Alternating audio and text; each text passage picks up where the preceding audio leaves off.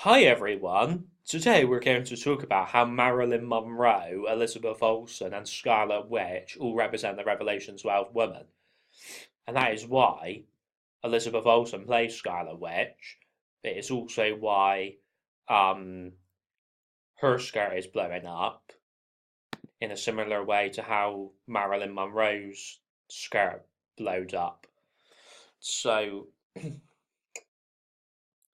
but when you see things like this, it makes you think, like, why can't Wanda wear the gypsy outfit that she wore in the comics in the actual movies? Anyway, moving on. Now you see right here this Black Panther poster where he's sat on a throne. See how he's your Obama type character? Because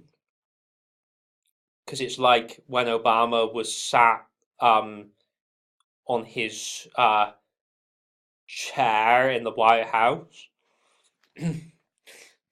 It just represents like how much power Black Panther has in Wakanda. Like it represents just like how much power Obama used to have in the USA when he was president.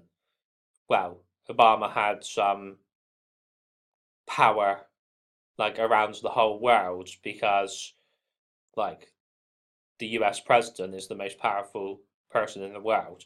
So take a look at this other Black Panther poster. You see this jaguar statue? Sorry, I mean panther statue.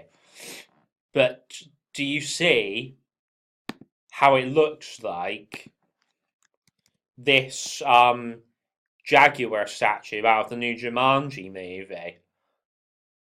It's because Kevin Hart represents Obama just like Black Panther. That is why there is literally a scene in this Jumanji movie where it shows like the Kevin Hart character and like this statue like is in the background behind him, and I felt that was really symbolic. These helicopters represent just like the helicopter shown on that Illuminati cards game cover with the clown. Um, Even represents just like Kingpin's helicopter in Daredevil as well, and even Lex's helicopter out of Smallville and Batman v Superman. Anyway, so you see how the Karen Gillan character represents the Rev 12 woman? Then you have The Rock, who is the Jesus character, and then maybe Jack Black is actually the Satan character. um, that is why his last name is literally Black for the time of darkness coming across the earth. It mentions about that in the Bible. So, Kevin Hart, just like you have Kevin Bacon. So you see this picture right here of the cast members together. See all the greenery around them. It's like they're in the Garden of Eden. Like basically, this kind of reminded me of like the Wakandan jungle that is obviously going to be shown in the Black Panther movie. But the fact that this guy, his last name is Black, well, the actor, um, and then this guy has black skin, like that links with Black Cat, who is another Rev 12 woman character. And we scoot right over to the Han Solo movie that's going to be coming out quite soon. I think around May time. And then you have Lando Calrissian, the Obama type character, right there. And I guess Han's probably the Jesus character. And then Shui, he is seen as a dark. So even though he's a Wookiee, you must know that he represents a dark, protecting his master. See? So basically, Amelia Clark, her character represents the Rev 12 woman, just like her character Daenerys in Game of Thrones, like, also represents the Rev 12 woman. And then you have the Millennium Falcon for the Millennium of Christ. The Grox one talks about that quite a lot. But it's also like the ship out of here.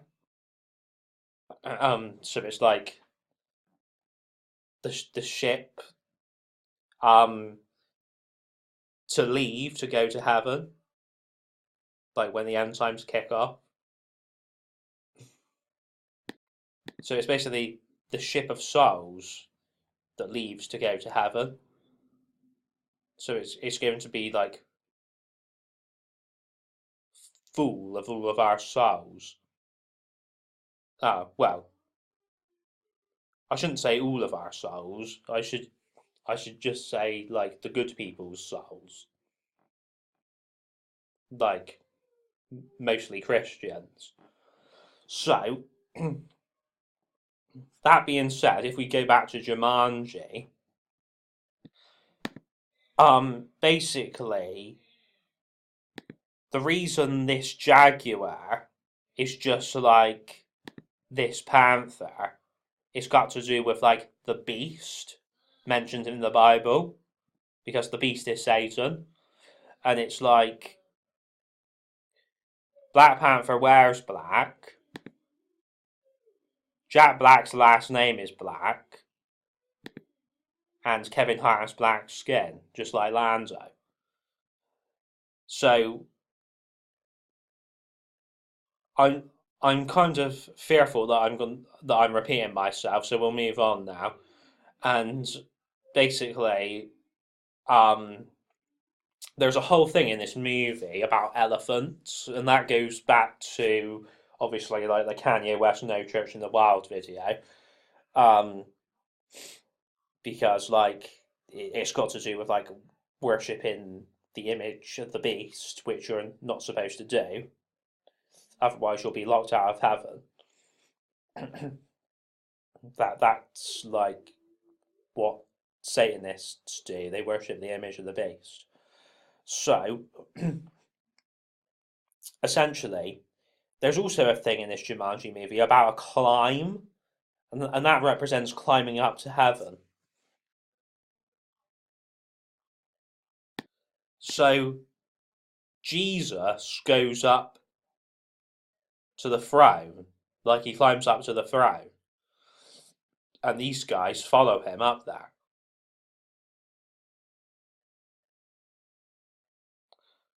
But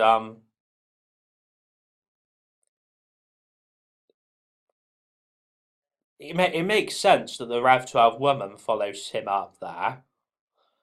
But it doesn't make sense that um, the Satan character and the Obama character um, follow him up there, because they're supposed to be like locked in the pit, like locked in hell, or or they've got to stay on the earth to have their time, like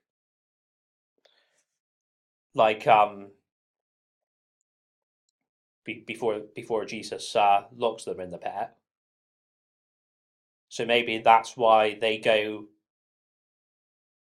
back to Earth at the end of the movie. So, for some reason, Chewie has got a different belt around his chest in this Solo movie. I have no idea why, because Chewbacca, like, had the same belt in the prequels, the originals, and the sequels. So, what am I supposed to think? Oh, in episode 3, he had this belt here. Then, for some reason, in between episodes 3 and 4, he randomly changed to this belt. And then when it got to episode 4, he changed back to this belt again. That just makes no friggin' sense. This is another Disney era. Disney not doing their research properly. Like, like basically, another thing that is getting on my nerves that Disney have changed. They've changed how the Millennium Falcon looks in this Solo movie. Like, you can see there's more blue on it for starters, and then you can even see like the front of it's changed. Like there's usually like a hole at the front that separates the left and the right. But it's like they've changed the front into one hole. That's what it looks like. Like it makes no sense because in canon, um, the Millennium Falcon looks the same in episode 3 and episode 4. So what am I supposed to think? Oh, it looks the same in episode 3. Then it changes what it looks like in the Solo movie, and then it changes back to how it looked in episode 3 in episode 4. Like, this makes no freaking sense. That it's trying to be modern. I understand that, but if you're trying to be modern, then stick with what happens after Return of the Jedi. Like, like this is literally the scene where the Millennium Falcon is hidden in episode 3.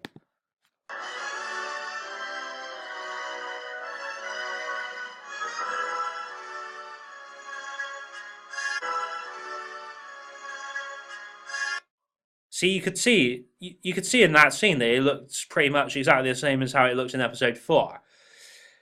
Anyway, oh, that's interesting. I just noticed that somebody's made a Lego version of Kylo and Rey's fight with the Praetorian Guards. We'll have to check that out later.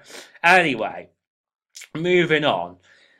Now, apparently, like, Fox are still carrying on with the Doctor Doom movie because, like, the whole thing about Disney buying Fox, it's not finalised yet.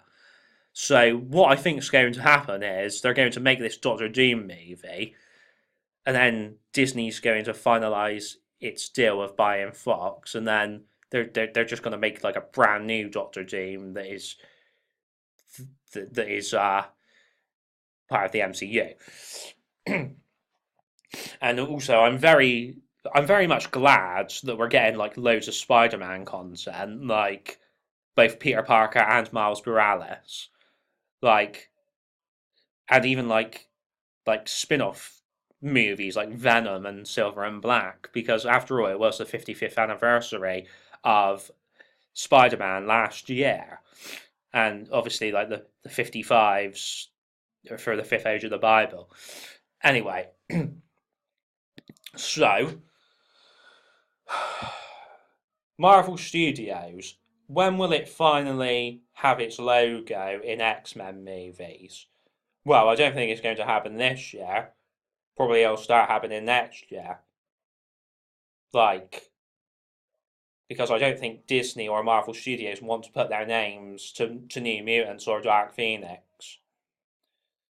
I can understand why they don't want to put their names to New Mutants, but I can't understand why they don't want to put their names to Dark Phoenix because Dark Phoenix is going to be freaking awesome.